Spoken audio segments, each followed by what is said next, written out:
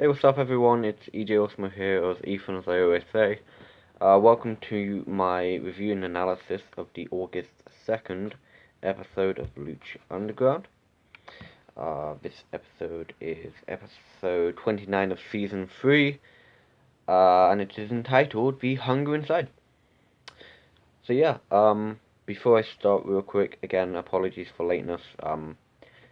There's been some stream problems lately, because I have to stream it because I don't have a network. I can't really afford to pay for every single episode. So I can't afford to pay for anything like that, so I've got to stream it. And lately the streams have been going up a day late, and this week in particular, I was very busy on Friday, thus I haven't got to watch it until just now here on Saturday at 7:30 p.m. So, with that said, one more thing, just for now, in case you're wondering why I'm wearing this, it's because, well, long story short, I'm babysitting for my mum's friend tonight, and I just don't want to forget the address, so I had it written down on my hand. I realised that when I was watching the episode, and I don't really want to accidentally disclose that personal information, which is why I'm wearing the fishnet to make sure you guys don't see it. Anyway, let's start off. As I always say, the show starts off with a review of previous events that correlate to this episode. Today it was the start of the Cueto Cup, the announcement of Rey Mysterio versus Johnny Mundo for the Lucha Underground Championship, the monster Matanza Claytor's desire to destroy Rey Mysterio, and of course last week's main event of Rey Mysterio versus PJ Black. The show then moves over to this week's True episode, starting us off backstage with Dario Cueto feeding his caged brother Matanza. He tells him that his hunger to destroy Rey Mysterio has blinded him, and that if he continues this way, the gods will not allow him to continue. The segment ends with Dario coldly saying, "Control your anger, or it will destroy us both." Very interesting, we haven't seen Matanza Cueto since right before the mid-season finale, in which he faced off against Dragon Azteca in a street fight. So it's good to see of him again, even if it's just in a backstage segment. Moving on from this, we are now inside the Temple's fighting area, where the ring is. We are welcomed by Matt Striker and his esteemed co-host Vampiro. El Conjunto Nuevo Ola. I keep botching that name, I'm sure of it. Someone please tell me. I don't know what it means. I don't know how to say it. I'm doing my best. They're performing as usual.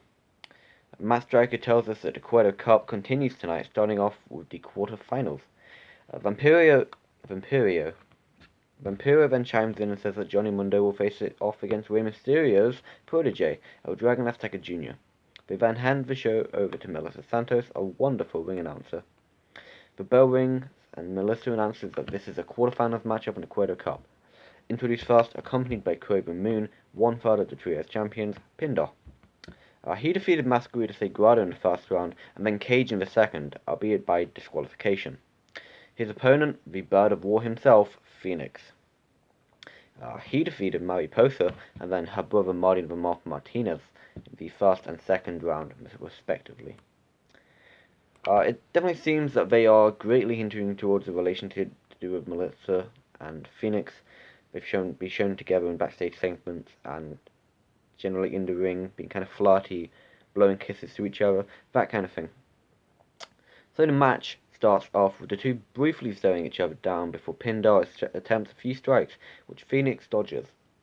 The two start to have some back and forth action, with Pindar getting the upper hand, and Cobra Moon chokes Phoenix from behind whilst the referee is distracted with the Pindar in the opposite corner. Phoenix then, trying to mount a comeback, continually gets shut down by his larger, much more reptilian opponent. Good one. A few minutes later, Phoenix finally manages to mount an offense after some well-timed kicks and a German suplex, which scored him a good 2 count.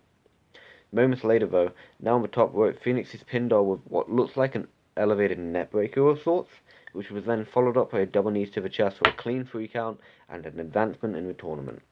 The crowd is, of course, happy as He's incredibly popular with the Boyle Heights resident believers.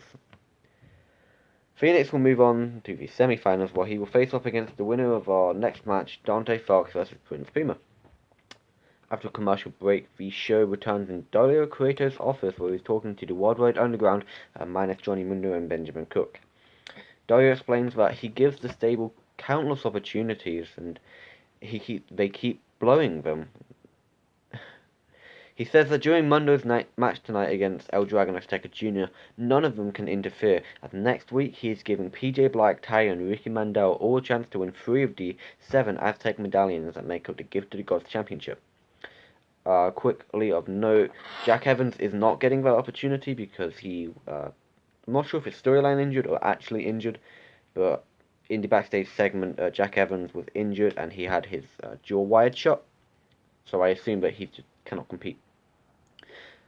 However, if any of them interfere during Mundo vs Dragon Azteca tonight, none of them will get the chance to win those Aztec medallions. The show then runs back over to the ring, and Melissa introduces the next match. Also a quarterfinals matchup in the Cueto Cup. Introduced first is Dante Fox, whom defeated El Dragon Azteca Jr. in the first round, and then Son of Havoc in the second. His opponent, the first ever Lucha Underground champion, Prince Puma. He defeated Ricky Mandel and then PJ Black in the first and second round respectively to advance to this point. Excuse me, I'm just going to adjust real quick and move back a little. There we go, that's a lot more comfortable. Puma is again dressed in a much darker attire, perhaps further showing that he's advancing down into the dark side. After a quick commercial break, the match starts off with two competitors showing off their incredible athleticism in the beginning moments of the match. Very quickly on, the two hit a series of suicide diving plankers into each other, 2 each to be precise. Dante Fox then takes control in the early moments of the match, and this lasts for around 3 or 4 minutes until Puma manages to attempt the beginnings of a tilt-a-whirl DDT, which is reversed into a tilt-a-whirl suplex, getting Fox a 2 count. Moments later, Puma hits a running cutter and then a standing shoe star press on Fox, giving him a 2 count. The two continue to have a very fast-paced, technically sound match until the pace comes to a screeching halt, with Prince Puma hitting a blue thunderbomb. This doesn't last very long, however, and the two get right back into that quick pace. Throughout this match, the audience is incredibly active, chanting for both of the men. Puma hits a very impressive suplex combination, which is a Northern Light suplex into a modified jackknife, getting him yet another near fall. Around maybe a minute later, Prince Puma hits Dante Fox with a top rope suplex, which he then picks Fox up and hits him with a Michinoku driver for another 2 count. The ending comes after Prince Puma hits a crane kick into the corner onto Fox, which he then continues with his signature 630 splash for the 3 count. Prince Puma exits and the kill shot enters out of nowhere, hitting Dante Fox with a diving double foot stomp to the back, which he then follows up with the JML driver, which is I don't really know how to describe it. It starts off with an electric chair position, which he then bends him down and then flips him and makes him land on the neck, basically. I don't really know what the movie is called itself, but he calls it the JML driver. He then gets on the microphone and sits down next to Dante Fox and simply says, "You're right, Dante, this isn't over between us." That's all he says, and then the show goes to commercial. Of course, these two are, they're having a bit of a feud in the moment ever since Dante Fox joined Lucha Underground, with the story being that Killshot left Dante Fox left for dead back in the war zone in which they fought together. Prince Puma will move on to the semi-finals of the Cueto Cup, where he will face off against Phoenix. Upon the show's return, we are over at the police station with our resident undercover cop Cortez Castro, with his police chief telling him that Cage is a murderer as he walked right into City Hall and killed a councilman. She tells him that she wants Cage's gauntlet, to which Castro replies there isn't a man alive that can take gauntlet from Cage. She then lifts up what looked to be a broken necklace of sorts and says, "You may be right. This is perhaps hinting towards an undead person helping out, something like that. I'm not too sure. Maybe Katrina, maybe Mil Martez, maybe even one of the good old Skull guys. I don't remember their names. Skull guys. Former Trios champions, you know who I'm talking about. Moving back into the Temple's fighting area, Melissa Santos introduces our main event. The first competitor being the Lucha Underground champion, Johnny Mundo. His opponent, the protege of Mundo's opponent in 3 weeks' time, El Dragon Azteca Jr. After one final commercial break, our main event starts. Rey Mysterio's family is also shown to be in attendance at this point. The match starts off with the two having some back and forth chain wrestling, with Dragon Azteca getting better with his opponent, but only for moments as Mundo goes to the ground, to which Azteca allows him to regain his footing and recover. Moments later, however, Mundo gets sent to the outside after a springboard Hurricane Rana, and Azteca follows him with a good dive, but gets caught by Mundo, who drops him to the ground. Back into the ring, our champion takes control. Mundo looks to go for the end of the world. Of course, his finisher, formerly known as Starship Pain back in WWE. He gets cocky and taunts the crowd first, which allows him to get rolled up for a close 2 count. This kind of angers Mundo, with him getting back control very temporarily, until Mundo gets them to the outside, and Dragon Azteca hits a really great, beautiful planker right over the turnbuckle. Not over the ropes, the fucking turnbuckle. He then rolls him back into the ring and goes for the pin, but only gets a 2 count. Our Dragon Azteca Jr. takes control from this point on, hitting some quick moves, which included a really cool looking sunset flip powerbomb. Mundo goes for the Moonlight Drive, but then gets reversed. However, Mundo then counters a spirited running move. I'm not sure what he was going for, maybe a clothesline or forearm. He counters that into a standing C4, which gets him a 2 count. A little bit later on, Dragon Azteca hits a sunset flip powerbomb from the top rope for another 2 count. He then goes to the top rope but gets knocked down, allowing Mundo to hit the end of the world for the 3 count and victory. Mundo then exits the ring and brings in a chair, to which he starts attacking Dragon Azteca. He puts the chair around Azteca's neck and looks to be going for the end of the world, but Mysterio quickly runs out and stops Mundo from causing permanent damage.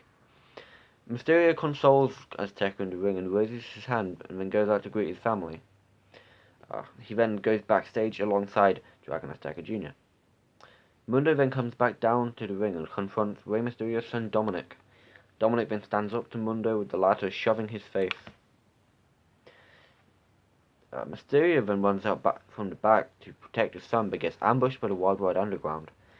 Mysterio gets held back and Mundo smacks Dominic with the championship belt, the stable then retreating to the steps of the temple. Ending the show, we go backstage to Phoenix talking to Melissa Santos. Phoenix offers to walk her to her car.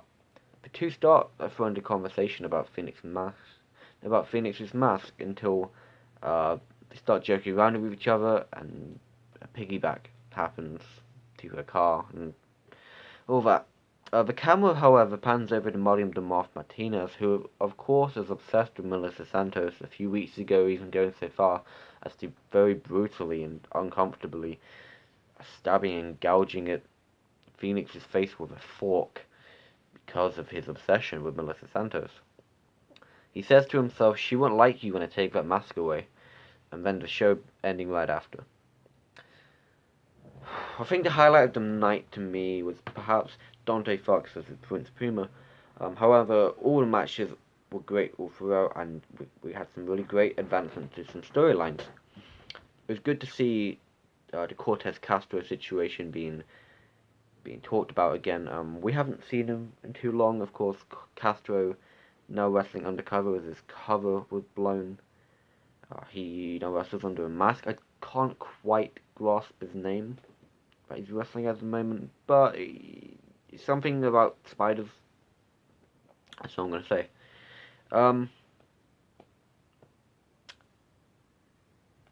What was I gonna say? There we go. Apologies. I'm fucking awful at talking, and I now have run out of my notes, so this is going off completely from my head.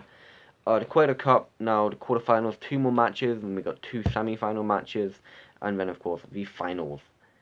3 weeks away are the finals. I assume next week we have the last 2 quarterfinal matches, and then the week after the semi-final matches, and then of course the week after we have Rey Mysterio facing off against Johnny Mundo for the Lucha Underground Championship, along with the finals of the Cueto Cup happening, the winner of which will face off against the winner of Mundo vs Mysterio for the Lucha Underground Championship at Ultimate Lucha 3.